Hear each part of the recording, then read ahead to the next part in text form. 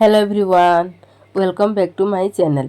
तो सांग मैंने आज आमर भिडटा हूँ बेबी हेयर कट उपरे अच्छे। तो आज तुमको मुई बतामी क्यूट बेबी हेयर कट केनता करमा आउ केनता टाइप रे काटुचे जे चलो देखामी। तो स्टार्ट करूचे आज वीडियो जे बेबी हेयर कट केनता करमा जे सबुनु पहला रे तो हेयर के देखि पारुथबो जे हेयर टा टेंगल फ्री करिकी हेयर के भल से उदा करी देमा। हेयर के तापरे आमे ताके year two year section Karma तापरे क्राउन सेक्शन करिकी हेयर कट स्टार्ट करमा। तो सांग माने छुआ माने बहुत छोट थिसन तो टिके ध्यान रे काटमा काहे लगी छुआ माने सीजर के देखले कि बहुत डरसन। तो जेते बेले छुआ कंफर्टेबल नाइन हो तो आमे हेयर कट नहीं करू। तो सांग माने देखि पारुथबो कि हेयर टाके मुई केनता सेक्शन करिकी काटुछे जे आउ सबु हेयर के आमको 0 डिग्री रे काटबार अच्छे। तो सांग माने देखि पारुथबो जे पहला हेयर के ग्रिप करिकी नहीं कि सेंटर रु पहला रे काटमा तापरे लेफ्ट आउ राइट साइड रे काटमा।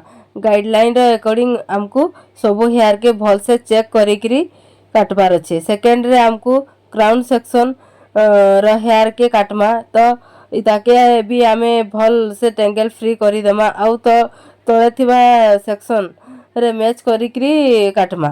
तो देखि पारुथबो जे मुई केन हिसाब रे काटुछे जे इने मुई भल से चेक करिकरी देखुछे जे हेयर भल से काटी होउछे कि नी हेबार जे। तो थार्ड रे आमे ईयर टू ईयर सेक्शन रे जेन हेयर टा नेइकरी रखिछु ताके आमे काटमा। इने देखो मुई हेयर के दुई भाग करी देइकरी बैक साइड रो हेयर के आनी कि आमे फ्रंट हेयर संगे मैच करिकरी काटमा। तो सांग माने ध्यान रे काटमा काहे लगी कि छुआ मन को सीजर वगैरह लागी नहीं जाऊ बोली कि छुआ माने डरसन। तो आमको से हिसाब रे काटबार अच्छे। तो काहे लगी कि छुआ माने बेसी डरसन सीजर देखले। तो छुआ माने जेते बेल तो कंफर्टेबल नाइ न आमर संगरे। तो आम वीडियो के पूरा देखबे काटबार ही नहीं, लाइक शेयर और सब्सक्राइब जरूर करी देबे। तारपरे एबे आमे फ्रंट साइड रु हेयर के काटमा।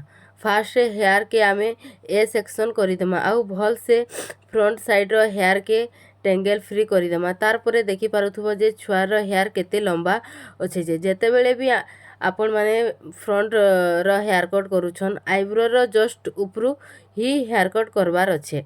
जदि बेसी ऊपरू हेयर कट करिदेमा तो हेयर ड्रायर हैला परे आधा इंच ऊपर के लिफ्ट हे करि जाइसी। तो आउ जदि भी बड़ मांकर हेयर काटुछन बोइले आईब्रो रो तळु ही काटमा आउ छोट छुआ मांकर सब बेले आईब्रो रो जस्ट ऊपरू ही काटमा। तो देखि पारुथबो जे छुआ बेबी कट करी सारला परे केते खुशी होउछे जे। तो चलो आज तुमको मुई देखामी जे ड्रायर करी सारबार परे पूरा हेयर रो